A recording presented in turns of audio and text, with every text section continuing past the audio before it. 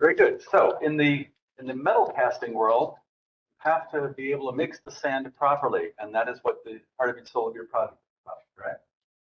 Yes. Sounds good. Yes. Excellent. The floor We'll is explain yours. more. Are we in the screen? We're all here. Yes. Okay. All right. Good morning. Thank you all for coming to our senior design presentation. I'm Cassandra Schmiegel. I'm Alex Kavaka. I'm Michael McGruder. And our senior design presentation was centered around creating a green and sustainable sand binding system by modifying the continuous sand mixer located here in the Foundry Lab at Western into a batch sand mixer. Our technical advisor is Dr. Salmon Ratton. Our industrial advisor is Mr. Chris Lee. And our design advisor is Mr. Mike Conkle. So some of you probably don't fully understand how a continuous sand mixer works, so here we broke it down a little bit. Basically, a sand mixer is used to combine bonding agents with sand to produce a sand mixer that can then be used for molds and cores for the metal casting industry. So here you would enter the sand in the hopper at top, and then you turn the airflow on and also turn the machine on. And then when everyone's ready for the process to start, you open the sand gate right here, which allows a continuous dosing of sand into the mixing chamber, also represented here. And then a couple of seconds after that starts, a continuous dosing of binder and catalyst, which is the bonding agent, will be sprayed into the mixing shafts here. And this mixing motor spins this rod with the mixing blades attached and allows them to just combine together in a uniform distribution. And then it comes out right here, also there and there. And then you can use the sand mold for the metal casting process. So there you would start with the two patterns. You put the flask over, put the sand in, pack them in, and then you put the sand or the molds together. Right there you see the empty cavities, which is going to represent your final product. And then through these sprues, you put in the molten metal right there. And once that molten metal dries and is cool to touch, you can take it out and then remove the flashes right here that are not actually part of your product. And this is now your final product. This process is used in a lot of factories called foundries, and they're used all over the place. This metal casting process is valued around $40 billion. And of that, about 60 to 70% of the industry is the sand casting process. And of that 60 to 70%, about 40% is the chemically bonded sand, which we are using in our project. Some of the biggest automotive industries and other industries that use or produce metal castings use this process in their industry. So as you can tell, it's a pretty significant proportion of the metal casting industry, and it's an important way to make near net shapes of metal casting. But a problem we were having in our student labs here at Western was there was smoke produced within pouring the molten metal into the molds. And this is because we were using organic binders. And we were using the organic binders because they're more of like a water-like consistency and they're good for our machine. But they're made from phenolics and urethanes, which are basically made from oil barrels. So when you would pour the molten metal into the mold, it will produce smoke, and you're basically breathing in oil that's not good for your health, not good for your lungs. So a solution to this would be to use inorganic binders, but they're more of like a honey-like consistency, so it doesn't really work with the machine that we are using. But the pros would be that they don't burn and they don't produce smoke in the workplace. So here it's just a cleaner, greener work environment. And also a lot of industries already use the inorganic binders in their process. So we kind of want to stay up to date with this so that we can present and give students an opportunity to learn in like a real world situation. A solution to get past that honey-like consistency of the inorganic binders would be to convert our continuous sand mixer into a batch sand mixer, and here you can kind of see them compared to each other. So in a continuous sand mixer, the ingredients are constantly being put into the machine. That's the sand, the binder, and the catalyst. It's just go, go, go, go, go. And it's used for larger molds and larger products. So when you're using it, since it's continuously going and you have like a flask here, a flask there, you're losing a lot of sand in the process because it's just constantly going. And that's not very like valuable in our process because it's just student labs kind of like slowed down. And you can also find these in larger foundries. So when looking at batch mixers, we saw that you would need like a predefined amount of sand, binder, and catalyst that's already measured out. You already figured it out, and then you put it into the mixer. This is used for like smaller amounts of molds. There's a break in between each process. So you're able to utilize all the sand within that mixing process, and there's a lot less waste. And you'll find these in smaller foundries or just smaller projects. So our project is important because governmental regulations have mandated cleaner and greener practices, and we want to implement this into our student labs here at Western so it's a safe environment to work and learn in. To do this, this is our continuous sand mixer that we have been working with, and we can't make this exactly a batch sand mixer, so we're going to have to strip it down and develop a new delivery system to allow this inorganic binder that's more of a honey-like consistency to be implemented into the mixing shaft here. And in doing this, it's going to allow us to be able to clean the machine a little bit better because it's more controlled. It allows for a greener process because there's no more smoke, there's less waste. It's just better overall for our process. And then it also allows a more flexible process because you can control how much sand you want, how much binder you want, and how much catalyst you want for your specific projects. And I'm now going to hand it off to Michael, who's going to talk about how we went about our project. Hello, everybody. First, we're going to talk about some goals, what we want to do and how we want to accomplish some things. First, we need to figure out the modifications that we needed and make sure that it fit the machine, that retrofit that we were going to do. Designing the new delivery system using the syringes as we selected that each would have a ratio between binder and catalyst. And eventually, we're going to step away from the pump systems. So here's a little outline of our project. First, we needed to fix the electrical issues, the issues that were there from previous. We needed to brainstorm on how to modify the batch mixer, develop a new system, and determine the process parameters as we test. The original status of the machine, we inherited a phenolic chamber that was caked in binder and catalyst, needed to clean, needed to correct some electrical issues, fixing those. And we ended up selecting a sodium silicate binder and a catalyst. And getting rid of the pump, as you can see, the exterior box here is where the pump system used to be. So some of the repairs up here is the air pneumatic solenoids. And these are attached to the air hoses that would go into the mixing chamber to atomize the binder and catalyst into it. And here's an example of those hose connectors of the binder and the catalyst that we used that was already crusted in there prior to use. And then here you can see that we're still trying to get rid of the mixing chamber's phenolic cake. So some of our limiting constraints, the electrical and mechanical components didn't work right away, so we needed to ensure that they were mechanically sound and work on the way we needed them. For the design we created, we needed to control the weight distribution to ensure that we have the time and all the process parameters down.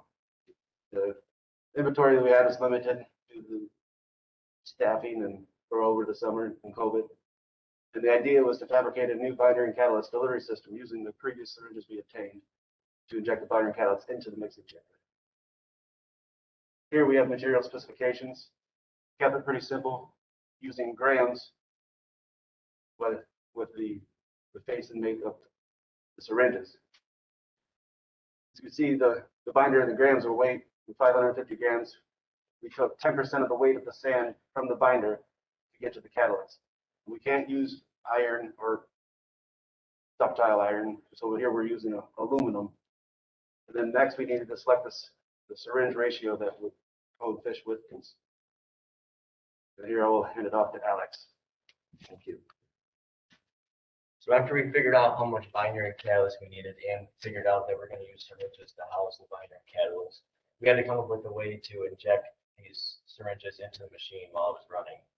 So our initial designs that we thought of were an air cylinder design and a threaded rod design. The air cylinder design was it was going to compress the syringes with the air cylinder, but we soon figured out that the catalyst syringe and the binder syringe, the plunger lengths, which is right here, this plunger length, was very different. So we had the problem of not having these equal at the top. So what our solution was going to be use 2 cylinders, but we didn't have a second cylinder to use, or fabricate a catalyst syringe, which we couldn't do that. For our threaded rod motors, same problem. We needed 2 motors, or we needed to actually fabricate our own syringe, but that didn't seem to work out right. So we came up with this idea. So we decided to use a lever arm system where basically these syringes, we calculated how far the syringes would have to be from this point here, the hinge point, to have both of them start and end at the same time, even if they have different plunger lengths. And with this design, we had most of our materials in-house, so we just put this together in the fab lab. The only thing bad about this design is it does need 2 people to operate safely, because someone needs to hold the arm up as someone turns the machine on. So for our main design, we started making it, and we figured out that to get these syringes to stay connected to this rod here, we had to make some sort of gimbal system to hold the syringes to let them angle themselves towards the arm as it lifts up. Because when the arm goes up, the center point of the hole on the arm moves to the left. So the syringes had to be able to angle themselves towards the bar. So this gimbal system here we created basically uses 2 screws that we ground off to points, and then we tighten them into a pipe, and then we slide the syringes in the pipe, and this the pipe is allowed to angle itself with the bar. And then from the bar, to connect the top of the syringe plunger to the bar, we had to come up with some design for that. So we came up with, we utilized a 3D printer to design and print these toppers here, and those slide over the top of the syringe plunger and then connect to the bar itself with a screw and a nut. And those allow the syringe to pivot on the bar as well. Then from the bottom of the syringe to, there's a tubes that go into the inlet ports on the chamber itself. So when we started testing our design, we needed to figure out sometimes how fast the sand will go through the machine by itself and how fast the binary catalyst will inject from just the weight of the arm itself for right now. So first, we decided to run 25 pounds of sand through our mixer, just the sand, to see how fast it would run through. We could regulate the speed by changing the sand gates, which is located right here. This was controlled by a pneumatic cylinder that would basically open and close when you turn the machine on. So when it's closed, it's a solid piece of sheet metal, and when it opens, a diameter hole gets put right under the hopper, and sand flows through that hole. We had a 3/4 inch, 1 inch, and 1.5 inch sand gates on hand, and we ran 25 pounds of sand through all these, and we collected these times here.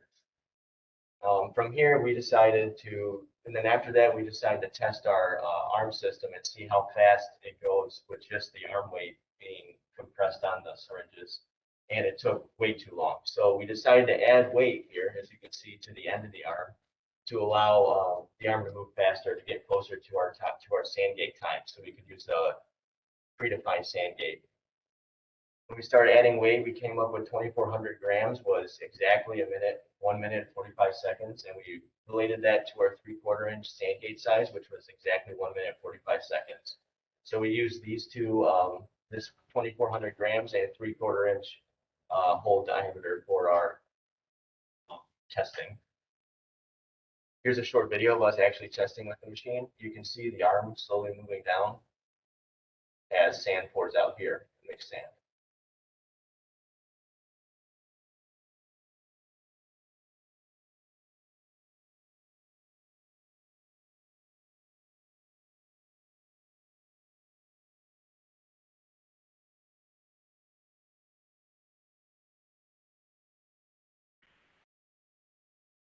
Take a second.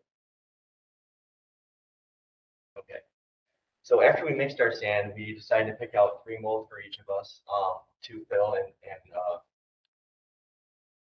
we picked out, well, this is one model here, or one mold here that we picked out. So after we mixed our sand, we had to pack these molds with the sand that we mixed.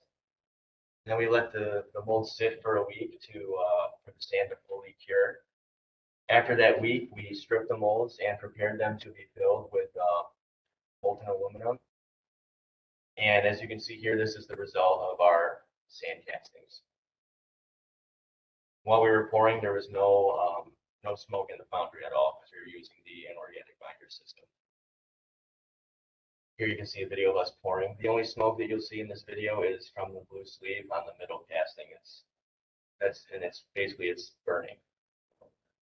But the that smoke is not actually from our binder system. And here's our three finished products here. So our main project plan was to fix, clean, and repair the machine, come up with a design to deliver the binder and catalyst to the mixer itself, and then fabricate that design. We needed to test the design and make sure that it worked correctly. Then we needed to prove that we could make molds with our machine. Some recommendations for further senior design projects. Finding a better way to connect the binder syringe to the machine itself, because our fittings were a little bit loose, so it leaked a little bit. Also applying some sort of regulated way to decompress the arm itself instead of just weight, using some kind of actuator of some sort to do that. And then modify our design for maybe different inorganic binder systems, different amounts of inorganic binder systems. You would just have to redo the math that we did to figure that stuff out. We'd like to thank a few people. We'd like to thank Dr. Sam Rembrandt, our faculty advisor, for helping us with our project and putting us into contact with a lot of great people to help us through our project. We'd like to thank our industrial advisor, Mr. Chris Lee, for helping us with our design and fabricating our process. We'd like to thank our design advisor, Mr. Mike Conkle, for coming up with our design and helping us fabricate. We'd like to thank our sponsors, Carpenter Brothers and the Nugent Sand Company, for providing us with binder catalyst system and sand. Then we'd like to thank Mrs. Jerry Pursley and Mrs. Gloria Deal for ordering our parts. Thank you for coming to our presentation. Does anyone have any questions? Are there any questions in the room? I have one. You said you packed the molds and then you had to let them sit for a week? You don't have to, but for our process, we wanted to just make sure they're fully cured. They can be cured in about like a couple days. Yeah. Probably less than that, but Yeah. we wanted to make sure that they were solid. So Okay, so in a production situation, they'd be looking. Yeah, at you can use 48 hours. CO2 and other things to like really speed up the process. So it's cured in like a couple minutes to an hour.